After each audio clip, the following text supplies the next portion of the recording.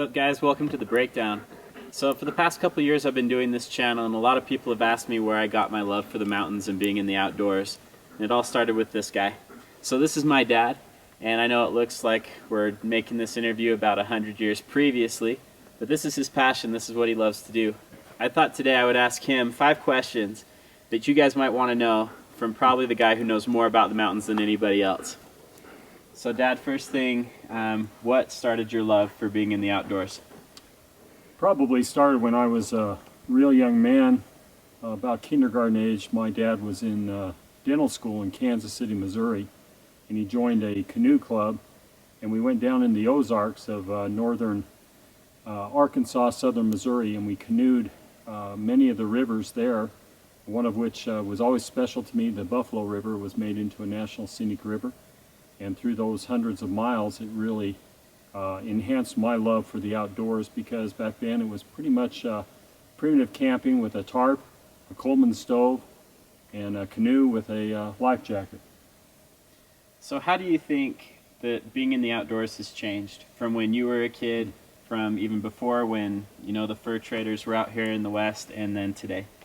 Probably the biggest change has been the influx of modern civilization. It's hard to find a place in the West that isn't covered by cell phones.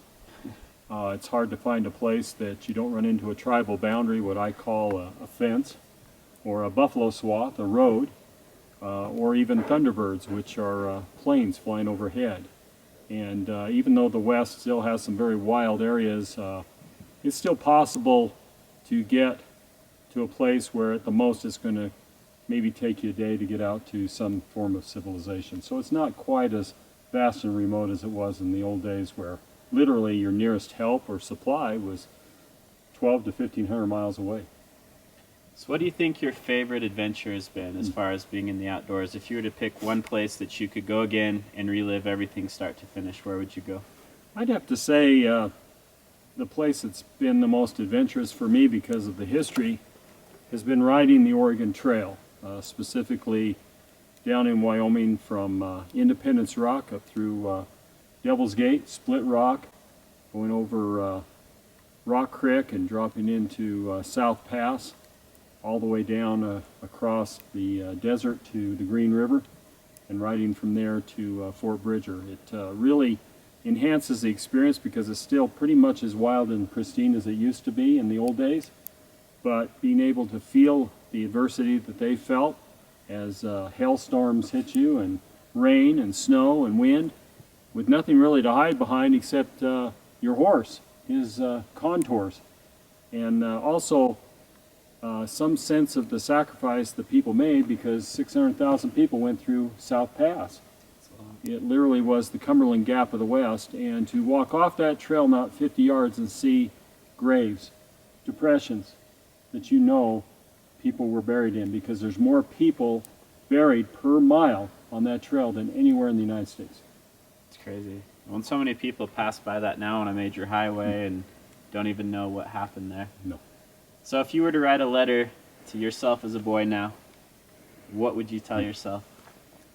You know, I remember as a young man, about 11 years old, 12 years old, I went to the Wind River Mountains with a group of scouts.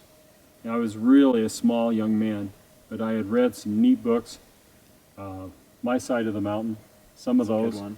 And as I was going up into the Wind River Mountains, I was so small I couldn't hike it with my backpack very well, so I grabbed on to the horse's tail that was leading us, and it pulled me all the way up that mountain.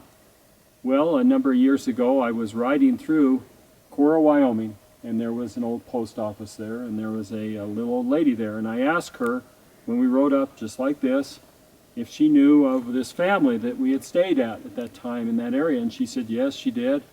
And she said, I have to tell you a story about a group of kids that came up there with a man named Jim Bell. There was one young scout that was so small he had to get pulled up the mountain by that horse. And I looked at her and I said, guess what? I was that scout. It's crazy. And she said, well, Jim Bell would be proud of you now. That's cool. So if you were lost, one piece of advice or a couple pieces of advice that we should know about? Fire building, number one. Fire building, be good at it.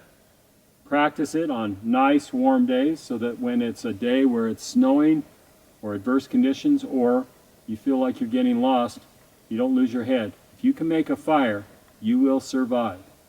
So fire's number one. Number two is some type of a cutting tool, a knife. Those two things, you can pretty much survive wherever you need to survive. A little bit of plant knowledge is always helpful, but the bottom line is you've got to be found. So if you've got a fire, you've got a friend, you've got something to do, you've got something to keep you busy, something that will talk to you, calm you down, and protect you, and also signal when somebody needs to come and find you. As you're preparing for an adventure, what's one thing that you always have to make sure you've got with you before you leave? Well, my wits. You plan, plan, plan. You study the maps. You try to push the bar each time you go out so that your skills get better.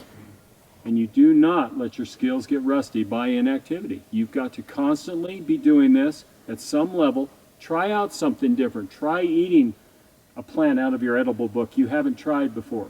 Try making fire in a way you haven't. Try making a snare in a way that you haven't. Push the bar so that your skills become better and better each time. And that is what I always think about when I go up. So I guess the last question then, how did you get to know all the things that you know about? I mean, I've been with you in snowstorms, you've been able to get a fire going. I've been out with you when I thought we were lost, and you knew exactly where to go. You know how to hunt, you know how to fish, you know how to cross literally from Mexico to Canada. How did you get to know everything you know? A lot of failures. A lot of small failures. No big failures. I've had a lot of small failures that led to a tremendous amount of success because of what you learn from that. By trying to push that bar each time just a little bit. Doesn't mean you don't have real adverse situations that come along. It means you know better how to handle them because you've been in situations like that before. Maybe not all at once, but all those things pushed together help you be able to cope with adverse situations. Awesome. Well, that's it. Dad, thanks for everything you taught me. Thanks for sharing this beautiful place with me and my passion for being in the outdoors.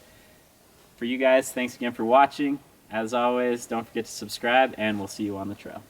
Ishtik. Aho.